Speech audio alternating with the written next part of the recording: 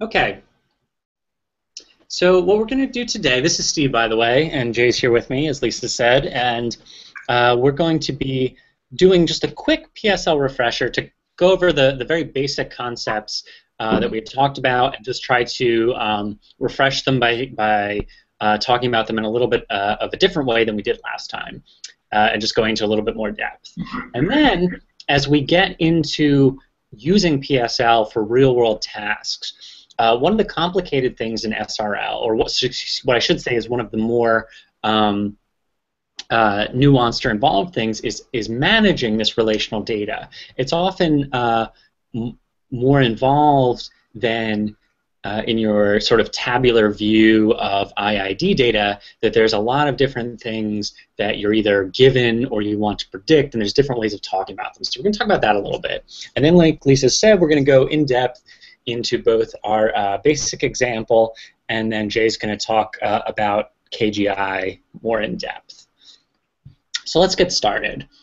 So remember that what we're talking about with PSLs, we're talking about relational dependencies. We're talking about data where some joint configurations are more probable than others. So in a network, in some kind of a relational database, whatever view you have of your complex data, of your non-IID data, some joint configurations, some joint assignments to the unknowns are more probable than others. And so what PSL is it's a language for defining models that score different joint configurations. So it's a language that lets you write down the relational dependencies that you use to determine which assignments to the unknowns are more probable. And the scores that we give are the probabilities. So let's go back to an example we were talking about last week, where we were talking about political opinions in social networks. And let's start with an observed social network where we have three people. We have Sam here, we have Alex over here on the right, and we have Mike up here. And we know that Mike and Alex are friends, and we know that Sam and Alex are married. Okay? And now we want to know about their political opinions. And let's say, just for the sake of this example, that we know Sam's political opinions. We know that Sam mostly supports the Republicans. I'm sorry, there's a typo here. So this should be 0.6 Republican and 0.2 Democrat. So now what we have in PSL, the way we would represent this is we would have two atoms. We would have an atom that says that Sam votes for the Democrats to degree 0.2, or supports the Democrats to degree 0.2, and supports the Republicans to degree 0.6. And so what this is saying, the way we're modeling this here, is that Sam, leans Republican, but is not a very strong Republican. And we can also observe that Mike is a very strong Democrat. And so we'll say that we've observed his political opinions, and they are completely Democratic, completely Democrat. And one question we can ask is, what do we think Alex's political opinions are? Okay? And what we can do is we can write down a PSL model that describes this. Okay? So this is actually a little bit simpler than the model we were discussing last week for this problem. So this, we're just saying that we've observed the voting preferences of two people, and we're going to use the social network to infer the political opinions of another person in the network. Okay, and we've got three rules or constraints in our model. And the first says that the voting of one person influences the voting of their spouse with weight 3.0. Okay, and so what that's saying is, remember, this is just a weight relative to other weights, the weights of other rules. And our second rule, which says that voting preferences propagate along friendship links, is only weighted 1.0. And so what that's saying is that there's a stronger influence from your spouse than from your friends, according to this model we've written down here. And finally, what we say is that we're representing political preferences in a simplex, in a 2D simplex, where each voting preference for either candidate or either party can range from 0 to 1, but the total sum of voting preferences has to sum to at most 1, right? You can't be a very strong Republican and a very strong Democrat. You could be sort of 50-50 one way or the other, or you could be 0-0. You could be totally apathetic and not care for any candidate. So that's how we're representing this. That's our domain. And let me show you what that looks like when we ground out this model and make a distribution over this domain. We get this distribution here. And so what you can see is that this axis is the atom Alex votes Democrat, and this axis here is Alex votes Republican. And notice that we only have probability mass in 1/2 of the space. In everything where the sum of the two atoms is greater than 1 has 0 probability density. Okay? So now, this is what PSL is actually doing. It's by writing down these rules, we've defined a model that puts a probability density over all possible assignments, all possible worlds where Alex has different voting preferences. And what we can do is we can say, what's the density at some particular assignment? So we could say, how probable is it that Alex is a really strong Democratic voter, is where votes Alex Democrat is 1.0 and votes Alex Republican is 0.0. And you see that point in this distribution is marked by this arrow.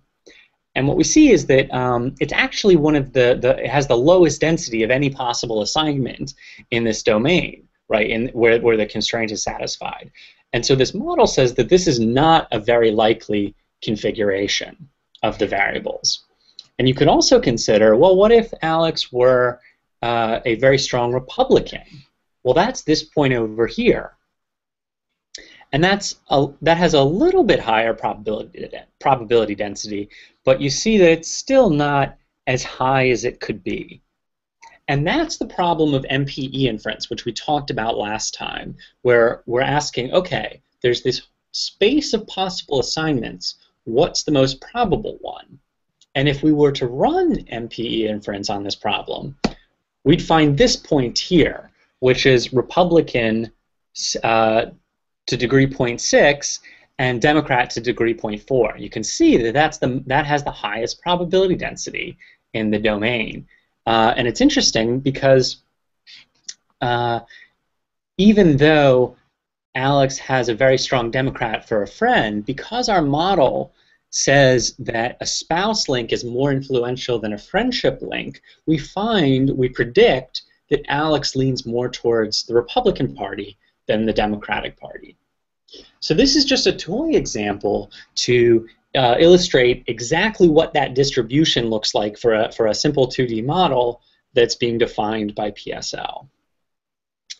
And now what we want to talk about is how do we construct these distributions for more complex real-world problems.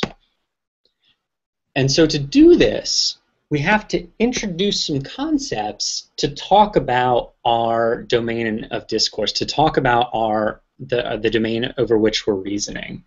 And so, like I mentioned earlier, in statistical relational learning problems, this requires some more concepts than simple tabular data does. Data just organized in one table. And so what you should notice from this previous example is that we had some observations in our relational data, and we also had some unknowns, some things we wanted to construct a distribution over. And so the things that we observed we call the observed variables, or the observed atoms, And then the ones we don't know and want to infer or learn to infer are the unobserved atoms. And so sometimes all the atoms of a predicate are observed. In the example we just did, all of the friendship and spouse atoms were observed. And I note here all of the absences thereof. And by that I mean, even though there was no spouse link, let's say, between Mike and Alex, we were saying that we've observed that there isn't one. We observe that that atom has a truth value of 0. We're sure that that link doesn't exist. We're not trying to predict whether or not Alex and Mike, let's say, are spouses. So what we can say is that all of the atoms of those particular predicates are observed. But sometimes only some of the atoms of a predicate are observed. In that previous example, some of the voting preference atoms were observed, and some were not.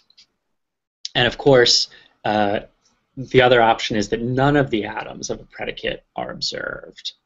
So what we need to do is we need to have some concepts to convey this information, to organize our relational data so that the real-world problem that we have, the thing that we want to predict, the way we want to predict it, can be expressed in our formalism. And so we're going to introduce one other concept for doing that, and that's called partitions. And so we can organize relational data by slicing it up into partitions.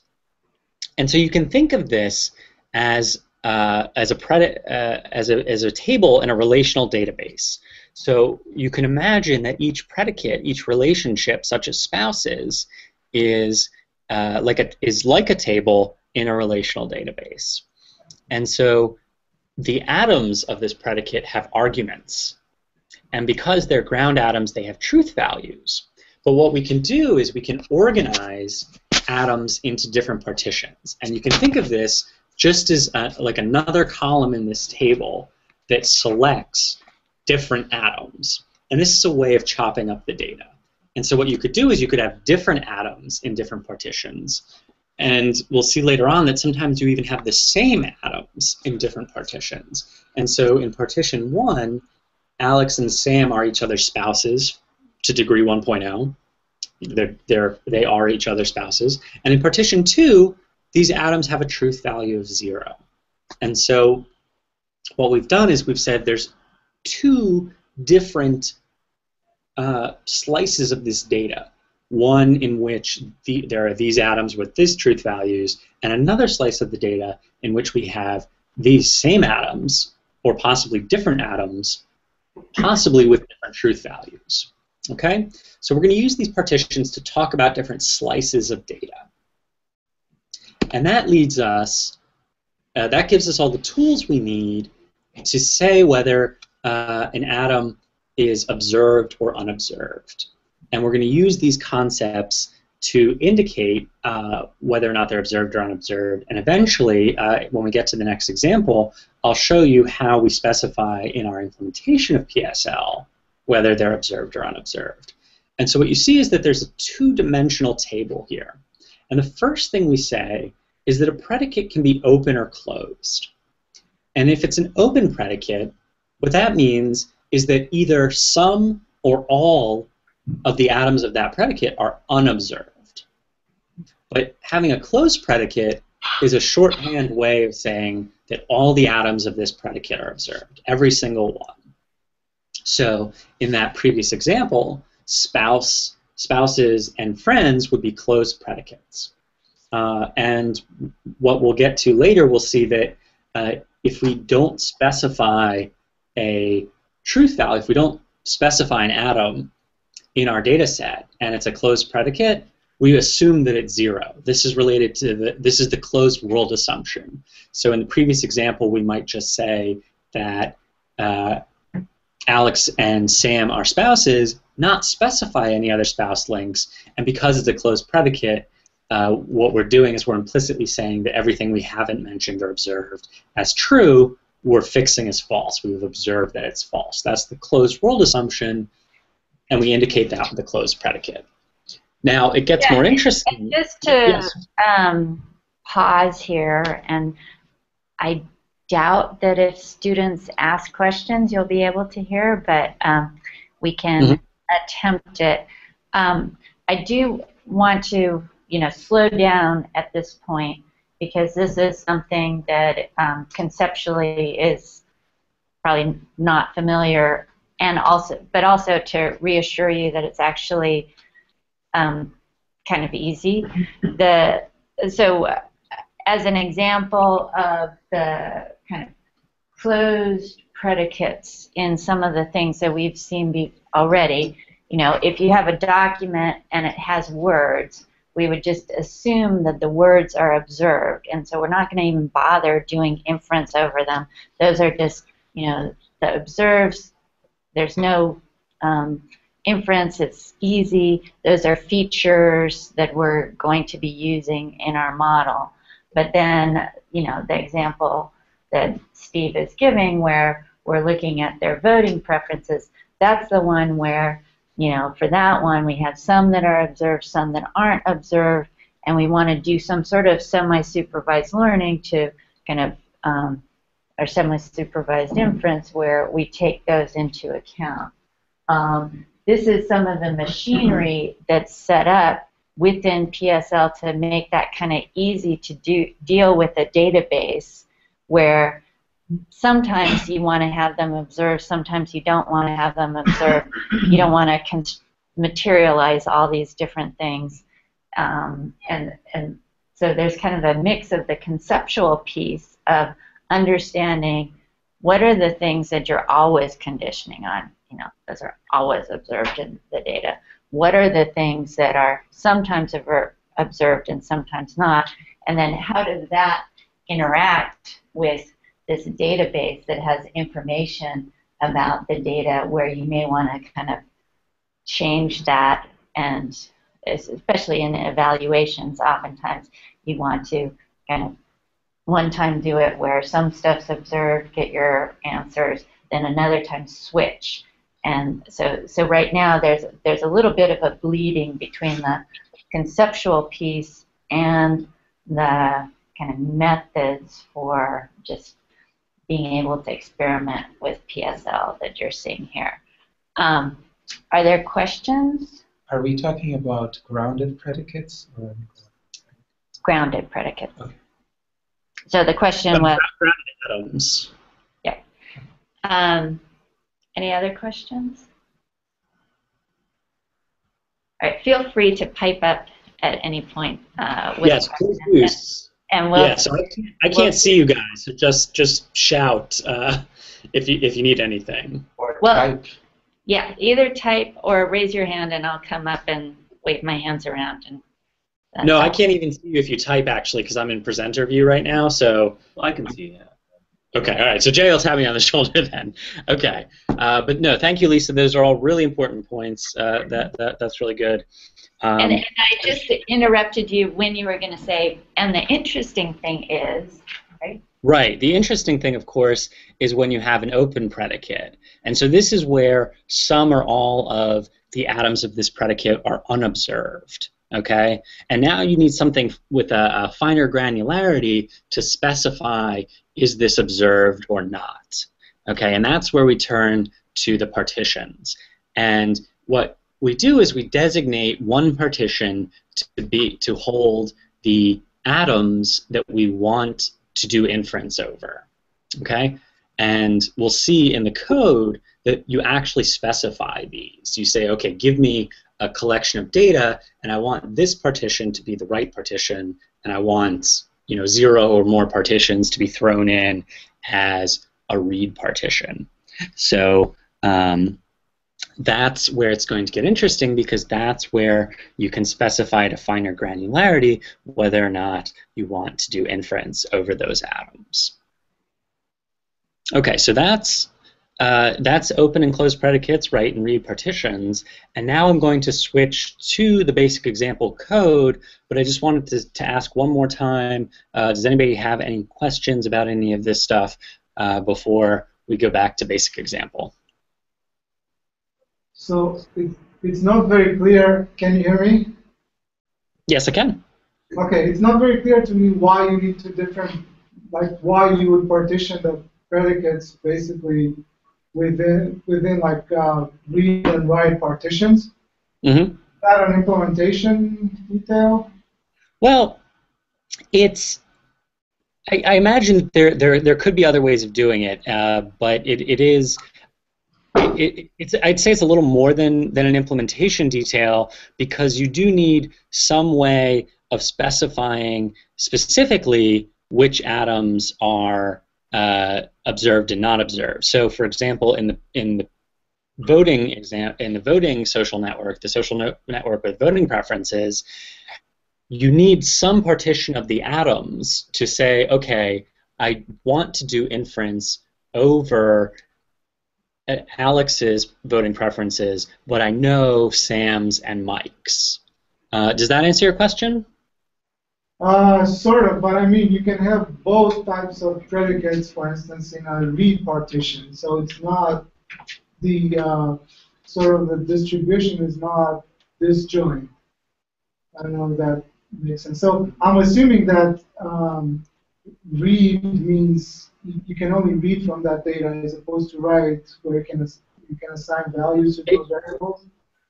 Exactly. It's that it's in the read partition it's not mutable, versus the write partition is something that is mutable. Okay. That makes sense. And one way of thinking of it is the write ones are the query variables. So the read ones are the ones that you're conditioning on, and the write ones are the ones that you're querying over. Yeah. So maybe, and I wasn't sure when you had the partition, like don't think of that as anything about the implementation of seriously how it's partitioned, even though it may be the case. But it's more about query variables and conditioning variables. Okay. And That makes sense. The important point is that you can't have the same variable in both the right partition. You can't observe that Alex is 100% Democrat and then ask to infer what Alex's political preferences are. It's sort of an either-or kind of decision that you make. Either something is observed or it's unobserved, and that's something that might not be obvious. Yeah, that's an important point. On that note, is there any flexibility for having noise in your observations? Is there any way to model that? So that would involve well, so the short answer is yes. That what you can think of this as doing is PSL inference is trying to make observations through that noise, right? So let's say you had a noisy sensor that was giving you noisy observations. That would just go, those would be the actual observations that that'd probably be a closed predicate because it would all be evidence. If you're talking about putting an actual probability distribution over unknowns, that's kind of a different topic, and I think you would model it a different way here, where you would still condition on specific inferences. That's what conditioning variables are. Okay. Yeah, the whole thing in these flavor of probabilistic models is, the whole point is if you have noise in the observations, but you say, these are the observations, they're giving us some hidden signal or what's really true in the world, what the real temperature is, despite the sensor saying that. And then the question is, how much of a model for the noise process do you have? Here, typically, we don't have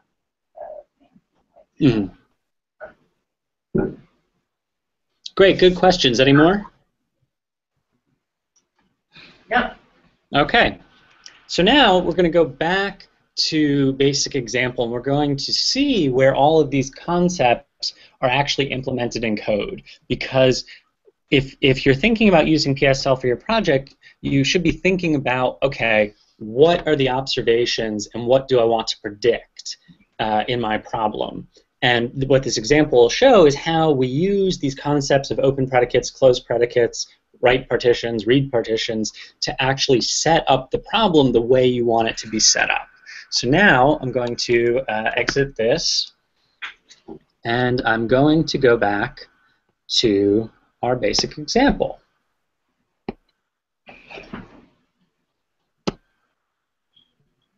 Okay, so we started going through this last week. Can you make the font much? Okay, I'm getting a note that the font is not very readable. If you bear with me 1 second, I should be able to make that bigger. You think Apple Plus will do it? It's worth a try. No, I didn't do anything. Sorry, just bear with me 1 second. You need to go to the preferences. Eclipse is annoying. Yep. Increasing font size. There it is. I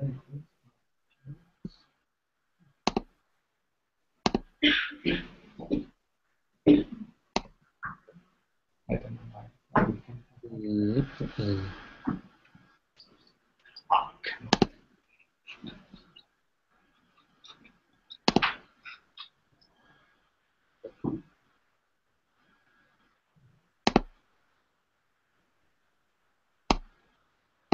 Let's try that.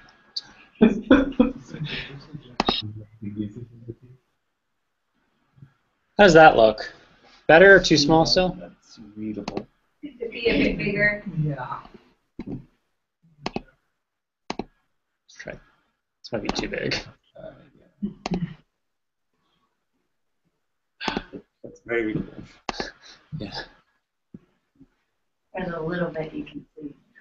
How's that? Yeah. That works. That looks good. So let's also do. Can I turn off the video here so it won't? Sure. Okay. So we went over the beginning of this file before last class, but just to page it back in, remember that what we have are two small social networks, and the task we want to do is to predict which accounts, which people in the which references in the social network data refer to the same underlying problem. And this is an example of entity resolution, which is one of the core statistical relational learning problems that we talked about. And so in this, what's that? Which file are you looking at?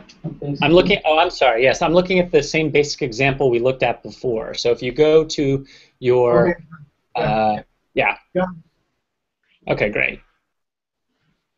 And so you remember what we do is we set up our RDBMS data store. And so this is just going to run an RDBMS on disk behind the scenes to hold all our data. And we start our model up. And in this problem, again, just to review, we have names of entities, people with their account names, and we have knows relationships. We know who knows whom in these social networks. And what we're trying to predict is this same person. We're trying to figure out which people are the same. And we have a same name similarity function. And we also have a same friends aggregate that measures whether or not the people you know are aligned with, are the same as the people someone else knows in the other social network. And we also went over the rules that we have. And so these are all very intuitive. It's, you know, the first one says that if you have a similar name, you are the same person. And if you are the same person, it's likely that your friends are the same. And finally, yes?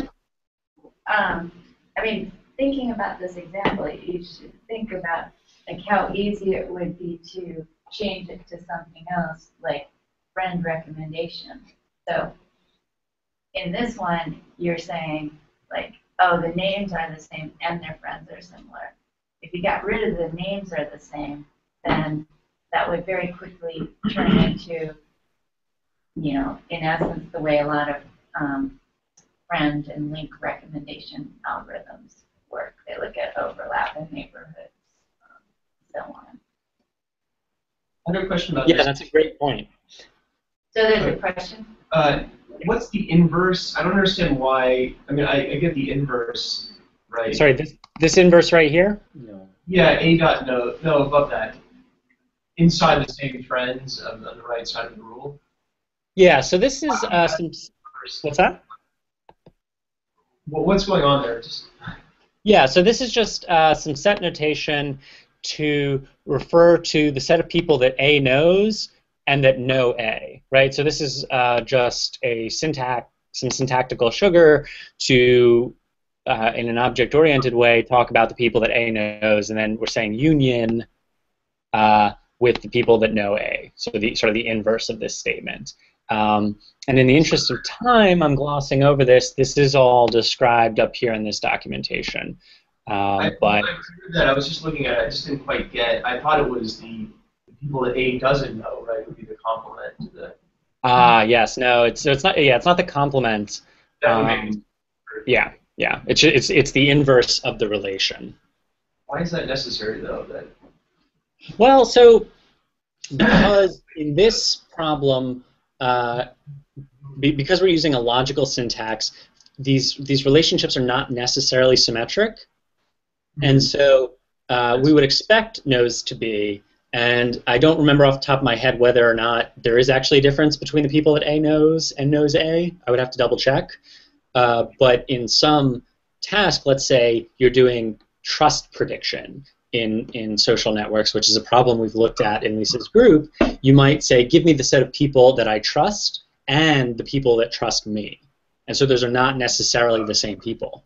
Right. So in this case, it may not. We don't need that probably because it's perhaps not. Yes.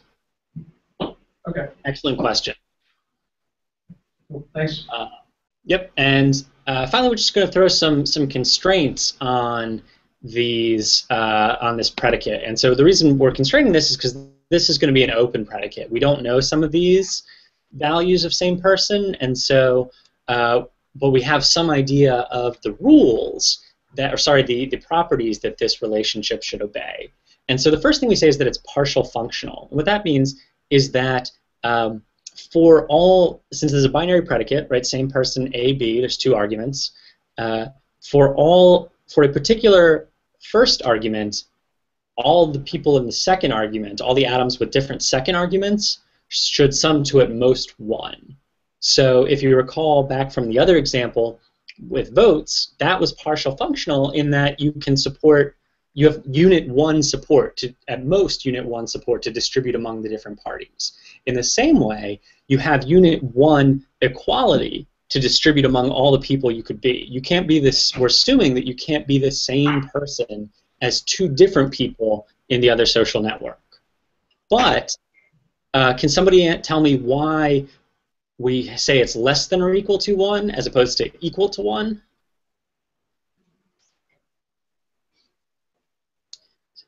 So, if what's that? There's a version of you in the other network. I'm sorry, I couldn't hear you. There's no guarantee that there's a version of you in the other network. That's exactly right. You might not align to anybody in the other network. And so that's why it's partial functional.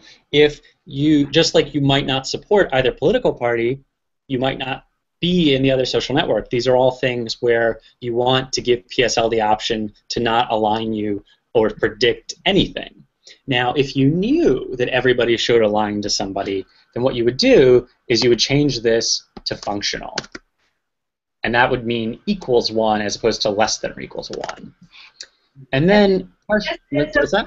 Where there's opportunities to do more here, and it might actually be an interesting project to do. So some of you may be familiar with multi-class prediction and so on. So in a lot of ways, this is kind of saying you have a multinomial model that you have these certain combinations of things that you can be in, it must sum to 1.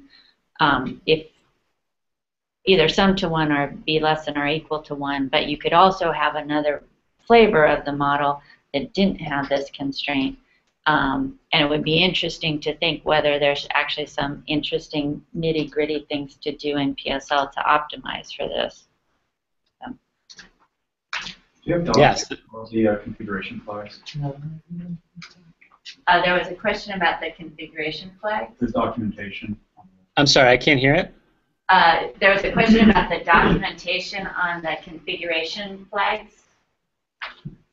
Yeah, so for those, they're all documented in the classes, and so what you actually have to, if you want to configure the components of the core library, if you look at the Java doc for those classes, you can either generate it or look at the code itself, which is all available on the website that we went through last time. Right now, that's the only place it's documented. So you could dump it to JavaDoc, and that would tell you all the keys for all the options for, let's say, your weight learner or your inference engine, all of those things. That's where they are. Great. So then partial inverse functional is just saying that everybody in the other network has to map to at most one in the first network. And so that means for a given second argument, all the first arguments, all the atoms with different first arguments sum to at most one. And finally, we say that it's symmetric, that if as we put up here, same person, P1, P2 is the same as same person, P2, P1. Okay. And finally, we said we have this little rule that just says, okay, we don't want it to be, if we don't have any evidence, we don't want it to be just as probable that people are the same as not the same. We want a little rule that says, well, if we don't have any evidence, you know, our prior, basically our prior belief is that people are not the same in the absence of other evidence. And so that's what this little rule does. It just says that, you know, people tend not to be the same people. Okay, and that's basically where we ended last time.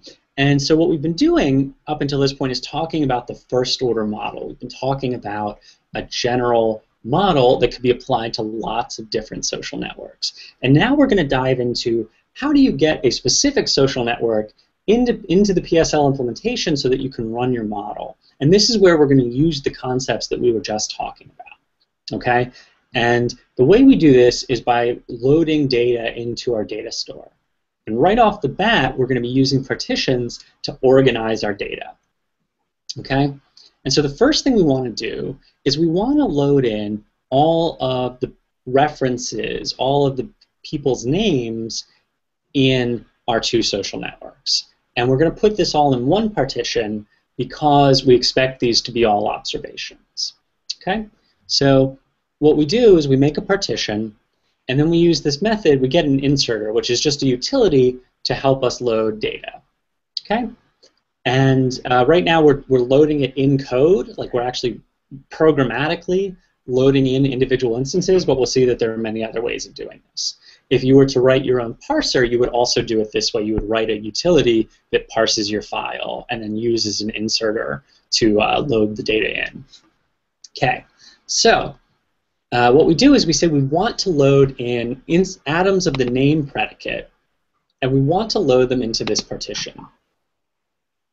And then we just add argument, or we just insert these atoms. So recall that name takes a unique ID and then a string. Okay, and unique IDs can always be integers. So what this does is it loads in an atom. And since we didn't specify a truth value, it's going to be put in at truth value 1.0, because if we're loading it in, we assume, and we didn't specify some non-integer truth value, the fact that you set it probably means that you actually observed it. So that's just a default. But you can always add a third argument if, for some reason, you had, you know, points this name, either you were unsure, you had some uncertainty you wanted to quantify, or it was some continuous observation. So you can always add that. I think it's actually the first value. Oh, it might actually be the first value due to Java needing, like if you have a variable number of arguments. And you actually need to get a different inserter. It's like get inserter with truth or. Really? Yeah. But these are all sort of details that you don't really need to. I think you're thinking load with truth. Sorry, yeah. So this should work here. The inserter should accept. See. Yeah, so it's a different method, same inserter. So we do insert value. Okay, so this would be if you wanted to specify a specific truth value. Okay, moving right along. So now we've loaded in these observations. But we could also load these from data files, from text files. And so PSL has some utilities to help you do this, but like I said, it's very easy to roll your own if you have a custom data format. And so what this does is it lets you load atoms of a predicate from a tab delimited file. And this has a lot of options, like you can specify, commas instead of tabs or something if you wanted to do something else. But the idea is that you have atoms of one particular predicate in a text file. And if you go look in the other directory of basic example, you can actually see this file. And so what this is going to do is it's going to load in the nose predicate into the same partition. Okay, and we're going to put it in the same partition because, again, these are all going to be observed. And so we get another inserter for a different predicate, and we load the delimited data with that predicate, or with that inserter. Okay, so now we've loaded in all of our observations. Okay? Yes? Quick question. Do you need to specify any type of key for the data for each instance? You do, in the sense that your atoms need to be unique in a particular partition. And so here, these numbers are acting as unique keys, right? Okay. Because it can't be ambiguous. The truth value of an atom can't be ambiguous. Good so question. You can't define twice the same tuple? Kind of? Yes, because then it would be ambiguous what its truth value is. Okay. Good question. Okay. And so at this point, we're not going to list the specific atoms for same person. We're going to use something called lazy MP inference, which doesn't require you to specify them, and will only create same person atoms as there's evidence to do so, some evidence that they're non-zero. Later on, there are other options, and some weight learning methods require you to actually identify all of the atoms, including the unobserved ones, in your domain. And you would do that using partitions, just like we talked about. Okay, but right now, what we can do is we can just use this lazy application. And here's how we get this data combined with the model we defined to run inference. And so what our data store does is it gives us databases. Databases are views on the data that are some combination of partitions. And so what this call does is it says, give me a database with this partition as the right partition. And, right, so, okay. So if you make this the right partition, recall that all the name and nose predicate atoms that you put in will be treated as unobserved. Their truth values will be overwritten when you run inference. But we know that those predicates are completely observed. So this second argument is a set of predicates that we want to close. So we're saying, give me a database with our partition as the right partition, but close these predicates so that those atoms are observed. If you had additional partitions that you wanted to add as read partitions, you could just add them. It's a variable number of arguments, and so you add them after this. And you also don't even have to. You can leave off this set as well if you don't want to close any predicates. So that's how you get your database, and that's going to define a distribution. Sorry, Lisa? Yeah, let me give a random aside here, just to try and convince you that this comes up in multiple places in other systems as well. So yesterday I was at a talk where they were talking about using random walks for inference, for collective inference, and they very much had this thing that they would do random walks and then they would update the values, but then at a certain point they would go back and reset the values to the observes, and that's how they did it. Here we're doing it at the very beginning, saying these are fixed. You're not going to make any changes. Yes, yeah, that's interesting. So Here, in our particular way of doing it, what this database is a collection of atoms. And what we've done by specifying partitions and closed predicates, we've come up with a set of atoms, some of which are observed and some of which are unobserved. That's what the database specifies. So there's a question. Oh, just why yes. do you use it as set? What's the significance of that? Oh, it's just Java being Java, and it's just the type set. Yeah. The argument is a set as opposed to a list or an array or something. What's that? Yeah, that's fine. Okay, great. So now we have some ground data. We have a set of ground atoms, some of which are observed, some of which are unobserved, and we have a model which defines a probability distribution over the unobserved atoms. Right? Those are the basic components that we've been talking about since day one that we need. And here's where it gets pulled together in this application called lazy MP inference. And it just takes 3 arguments. It takes your first order model, it takes your ground data, and it takes a configuration bundle. Okay? And with those 3 things, what's going to happen when we call MP inference is that those unobserved sane person atoms are going to be set to their most probable values. Okay, and then we close this up because we're not going to run inference again. That writes everything out to the database. And we can query the database. We can go back to our ground data, get those atoms, and print them out. And so remember, when you run this, which we did last time, and I'll run again in a little bit, it dumps out all those atoms. And this is all that you need. This is all the code you need to do that. You just combine your model and your database, you run inference, and then you can query the database for what you inferred. Okay? So now that's how we do inference. Are there any other questions up to this point?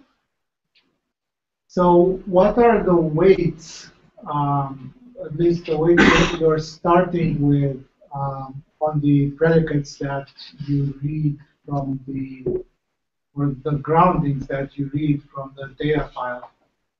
Sorry, is the question, what are the truth values of the atoms, or what are the weights of the rules? What are the weights of the rules, basically? Yeah, so the rules were just hard-coded right here. So I'm scrolling back up to the rules. You know, we said this one has weight 5, this one has weight 3.2, and okay, so we did inference with those weights, okay. Right? That's part of the model. And now what we're going to do next is we're going to do weight learning, where we actually change those weights based on the data, based on training data. Yeah, so the initial weights work as priors, is that right? Nope, no. The initial weights are, so it's more like it's a max likelihood learning setting in this case. So you can either have fixed parameters, or you can do max likelihood learning and just set them to something new. Now there's an asterisk there because what we're going to do is we're going to do gradient descent, and so your starting point actually will affect where you end up, but it's not a prior. Does that sound okay? Not quite. Okay. Okay, let me ask a different question. Sure. Do they not change during inference, the weights? They do not change. They do not change. Okay, thanks. Right. So because we tend to make a distinction between inferences. You have a model and you're just going to apply it and do inference. Learning. In learning, you would learn the weights. You may have to do inference as well in that process. So yeah, so one of the things that I'm interested in, obviously, is learning the weights rather than using predefined weights, or using predefined weights as prior and learning based on data. And I think we're just about to get to that. Oh, okay. Right? Yep. I also, but before that, I also had a question about the constraints on the predicate. So if you could go back to that code, it's around line 107. Yep. Okay. So this partial functional thing, I presume the way it works is it adds a constraint on the same person groundings, right? That's correct. So that their sum is always under or equal to some value. Yep. Yeah. Okay. And is there a way to like define your own constraint like that? I'm assuming that partial functional is built in, but if I wanted to define one. Yeah, so this is actually something we're kicking around in terms of how to make this more general. And so right now it would require a little bit of hacking to put arbitrary linear constraints in. And so we have some predefined ones. But if you want to define your own, we can talk about that offline. Danya and John are now core hacking experts, and so they might be able to point you in the right direction as well. Yeah, so these are predefined. What's that? It seems to me like that's where you'd introduce your ontological constraints, right? That's how you do it. Yeah, exactly. And so, and in Jay's examples, you see that there are he has exactly those kinds of constraints. Yes. So what you can do is for any rule, there's a flag which says make it a constraint. And so if you want to write a rule which is a constraint, you can add, and Steve can probably show you, instead of having a weight, you just add constraint : true, and now that's a constraint. So maybe if you have some ideas that you want to play with without changing the optimization in PSL, you can just play with your model this way on a case-by-case basis by writing these rules. Jay? Yeah. So just as a comment, and I think maybe if I understand your question correctly, I think the constraints that you're thinking of with the ontological constraints, those would be modeled as rules in PSL. Because those are not hard-coded. You want to learn how true those rules really are, right? And that's where the weights come in as well. They're sort of like, they're parameters to the model. So when Jay did his presentation, he had the slides where he would have fees everywhere, if you remember that. So those fees are directly related to the weights of the rules. And that's what we're trying to learn, is like the parameters to that, the model that we define. Yeah. Yeah, I think there's a lot to unpack there, but I think the take-home message is that you can have rules that are constraints, or you can have these constraints which are sort of more general, such as, you know, a weighted linear sum of atoms has to be less than some value. And that's a very special case thing, and so if you wanted to do that, you'd have to kind of work that out on your own, but you could easily add a rule which is a constraint in the model. Right, and it's actually a special, that general case that Jay just said. What you're saying is the distance to satisfaction has to be 0. Great, good question. So now we're interested in weight learning, you know, because SRL has learning in the title, right? And so what we want to do is we actually want to learn these rules, learn the weights of these rules. So now the first thing that is involved. Steve, I'm going to ask a kind of meta question. How long do you think weight learning will take? Because I think maybe we could, if it's not going to take too long, we could do it and then take a break. Otherwise, if it's going to take a while, I don't want to give it short shrift. The whole point of this is to not give things short shrift like we did last time. Right. So what do you? So I was thinking roughly 10 minutes, so maybe now is a good time to take a break. Yeah, so then we're going to take a 4.5-minute break. Okay, so we'll just mute the mic on our end. We're not going to stop the broadcast. Okay. So come back at 11:14. Do you want to talk about it? Because I understand like kind of what it is that you're asking about it. I think. So basically, here's my understanding of this. Okay, so hey guys, we just wanted to give you a heads up that your mics are still hot. So if you don't want what you're saying to be recorded, you might want to mute your mics. Terrible presentation so far. Just a suggestion.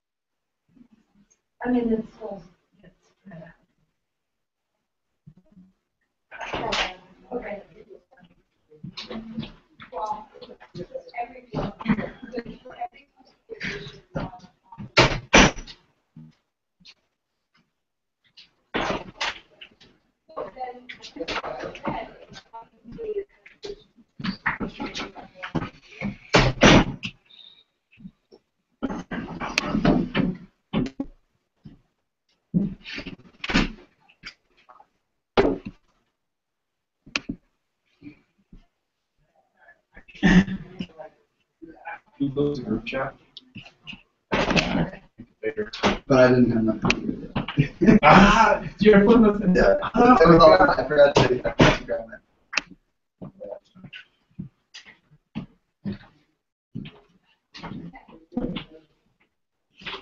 Is there any other good ways to make it bigger?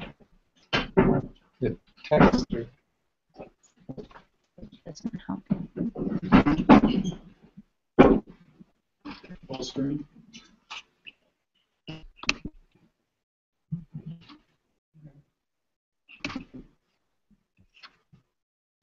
This shows the toolbar.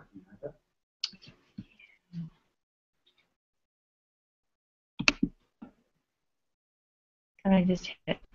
Maybe in No. settings. That one will go away eventually. Oh, wait. It went away. It'll go away when you stop moving your mouse, I think. Okay.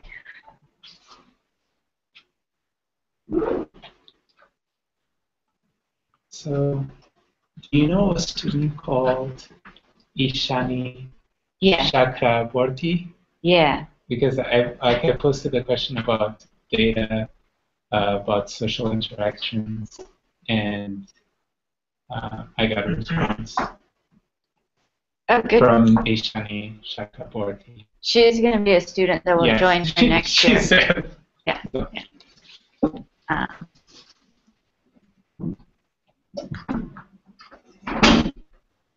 Are you guys ready to come back? Just about. So one thing I'm going to need a few minutes.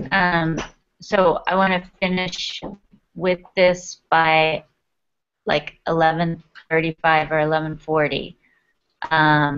So you guys can strategize based on that. And then one thing to mention to folks is Jay actually recorded like the in-depth version of the knowledge graph identification. So I can send you the link to that, and it's a whole video that goes through all of the details. Right?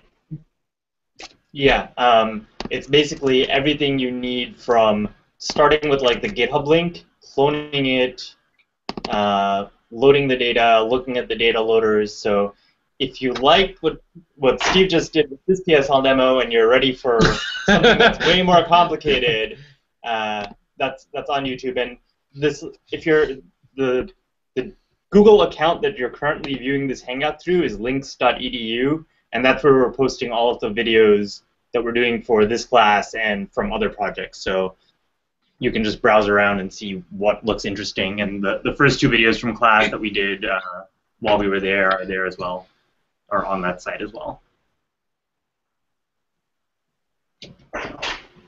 Okay. So take it away. Okay. So we were just about to start talking about weight learning. Okay, so we wanted to learn these weights from data. And to do this, we need to add an additional component to the mix. So before, for inference, we had our model, and then we had our data. And remember that we had our database. So remember that our database said, here are some atoms that are observed and some that are unobserved. And that defined a distribution, right? A conditional distribution. We conditioned on the observations and inferred the unobserved atoms. Okay, so now we're going to do the same thing for weight learning. We're going to set up a database that has the observations and the unobserved atoms that we want to learn to predict, but we're going to need another database with the true values of those unobserved atoms, okay? So this is an important concept to sort of get straight in your head before we go any further, that there's actually going to be 2 copies of these atoms that, for the things we're predicting.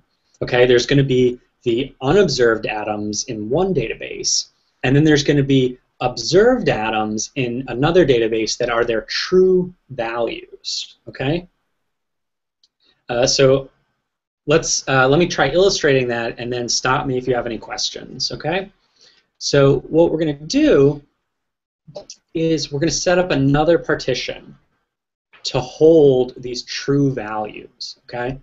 And we do that right here. We call this the true data partition, okay? And it's going to be another partition. And now we're actually going to load in some same person values, okay? And if you go, and we'll load it in from this file.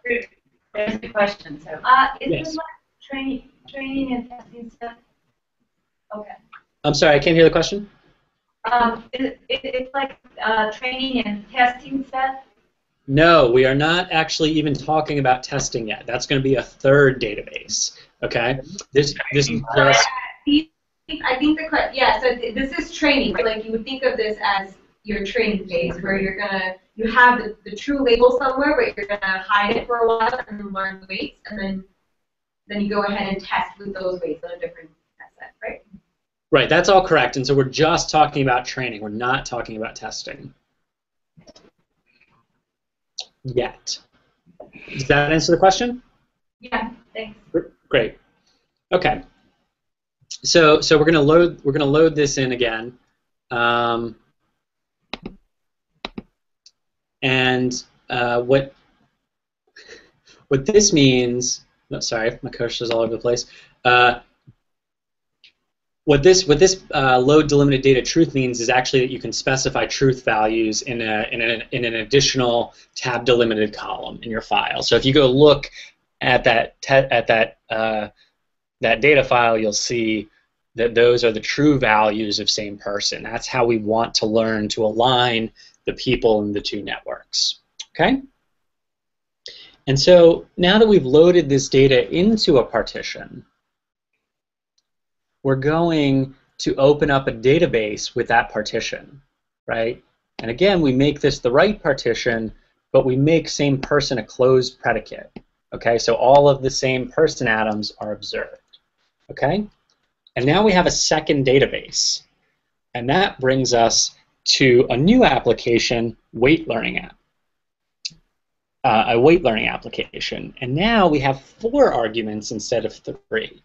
We have the model, we have the database that defines the distribution we want to learn, and then we have a second database that has the labels of the atoms that are unobserved in the first database. Okay? And then, of course, our fourth argument is our config. Okay? So that's what makes weight learning different from inference. You have now two views of the data. And then, of course, we actually call learn and we close it out. And then when you run this, you can print the model, and you'll see that the weights have actually changed. And so what we did with this application is we tried to maximize the likelihood of the data. Okay, what setting of the parameters maximizes the likelihood of the true labels? Okay, and now we get to test. Okay, we can take this model that we've learned, and we're going to apply it to different data. So we get some more partitions. We get another partition and load the data in again like we did before, open up another database, and run this model on the data in the new database. Okay? So what we did was we did inference without learning, then we learned from the true values for that problem, and then we tested ourselves on a different problem. Okay? So that's a lot. Are there any other questions right now? And then as far as evaluation?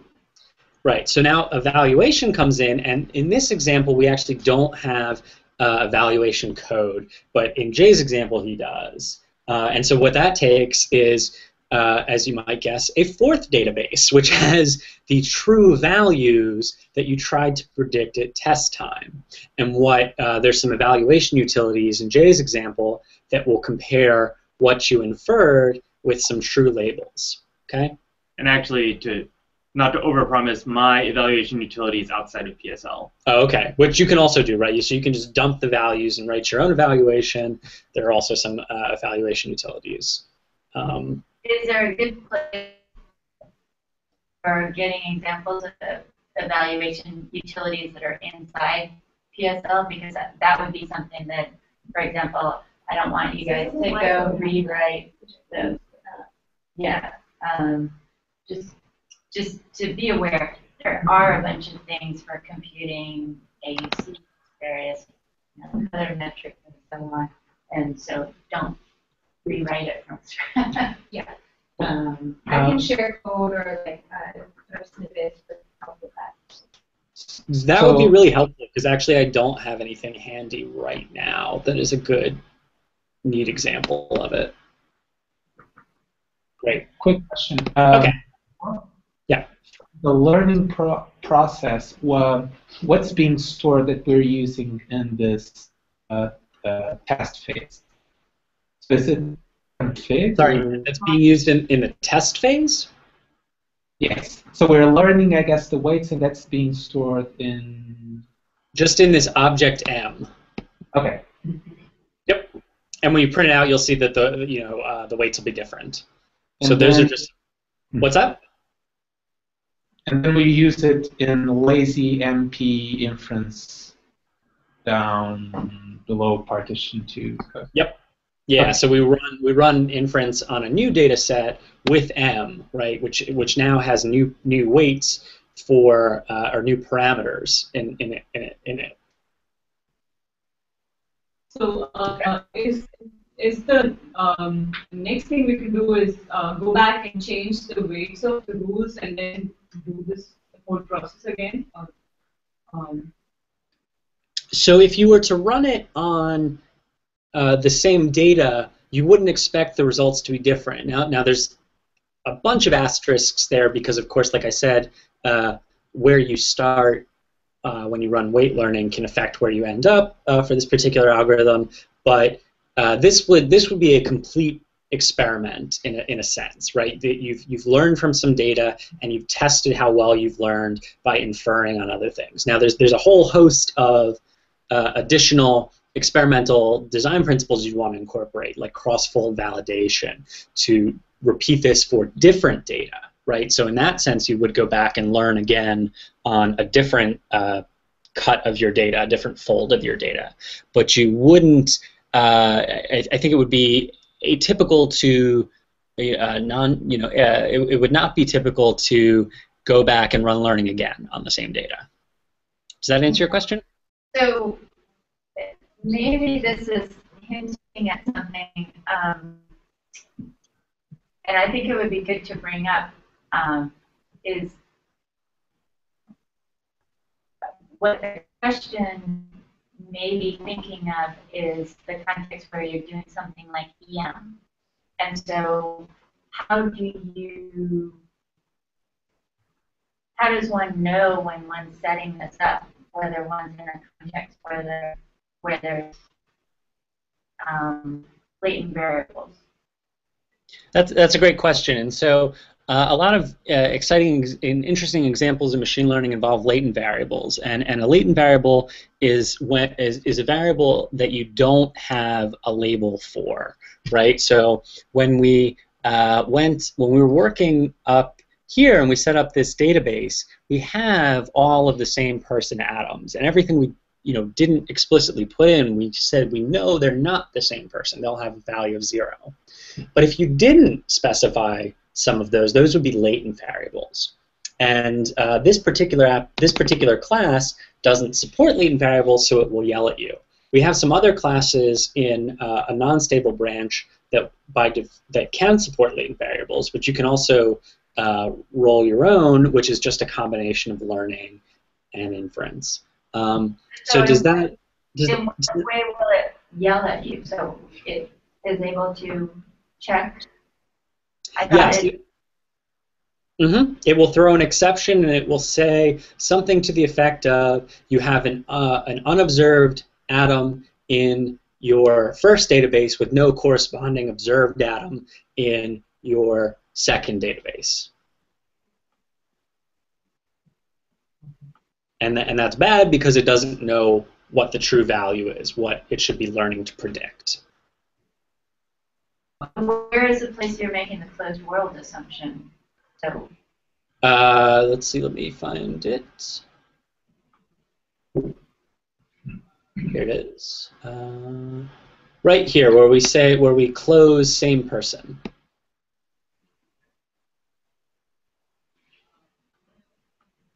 So once you've closed something, then it's never going to be the case that.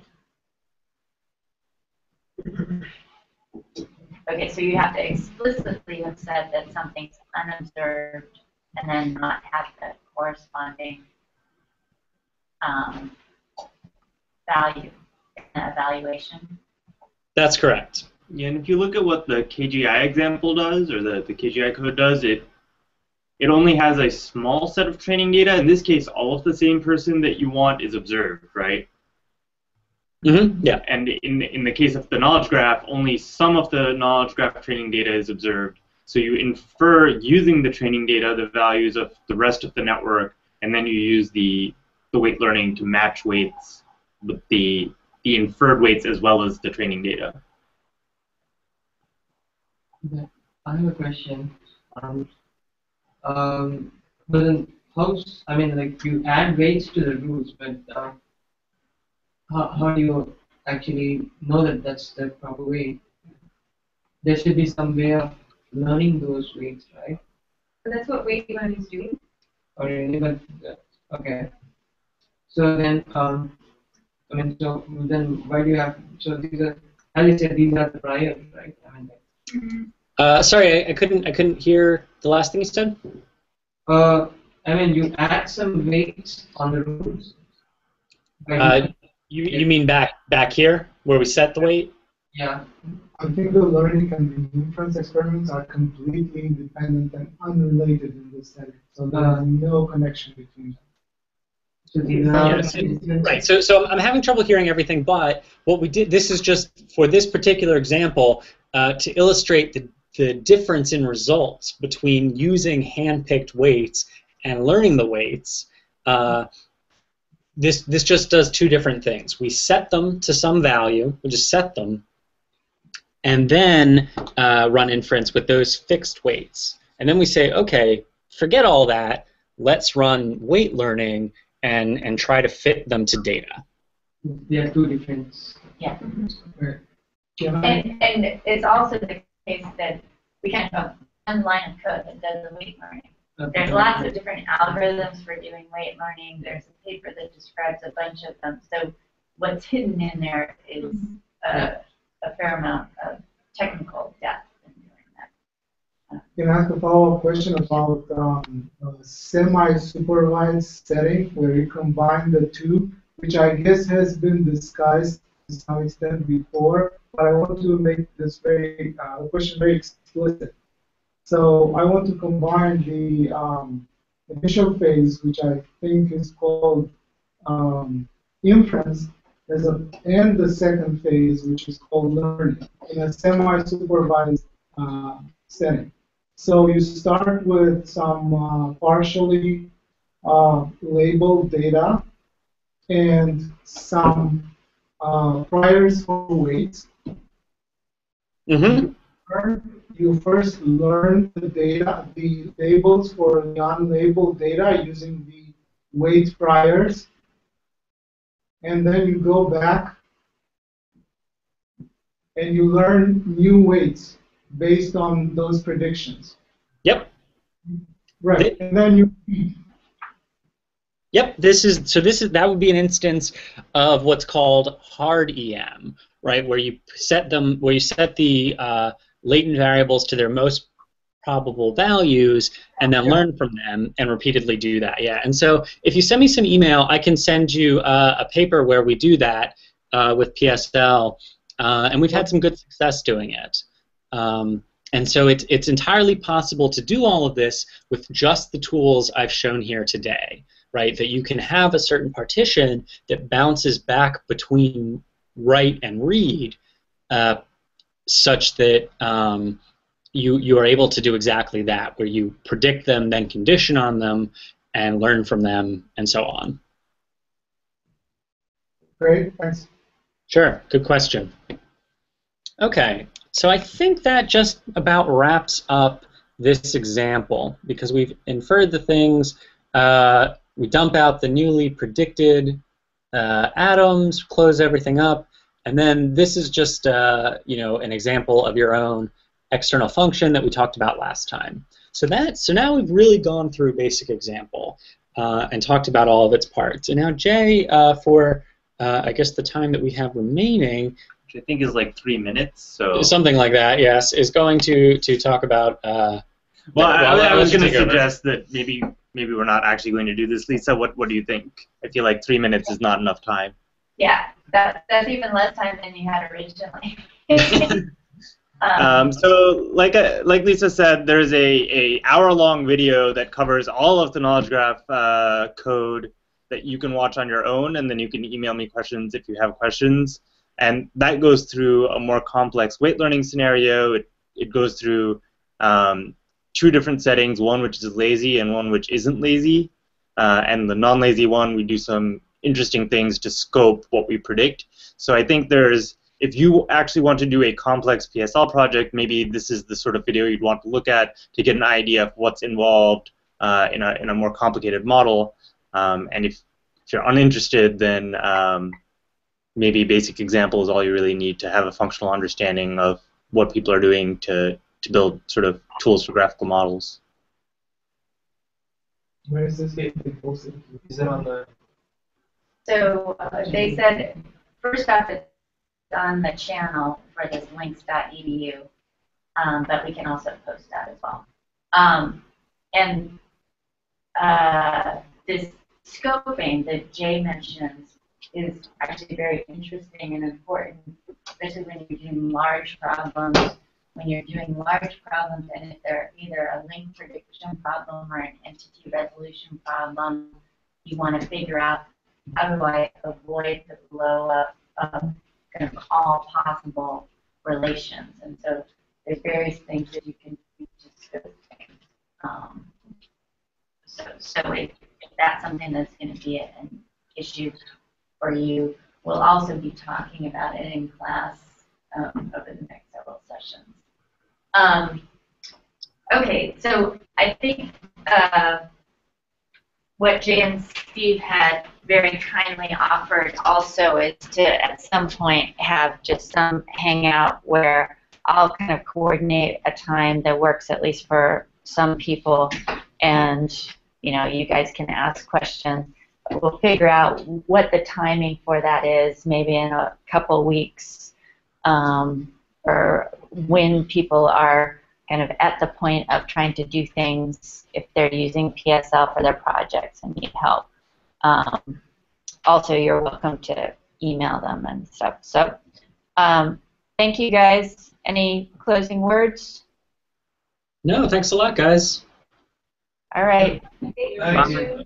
I can make you feel better by showing the weather outside. It's actually foggy here. It's not beautiful every single day. Just yes. Like 95%. Yeah. All right. Take care. Bye. All right. Thanks.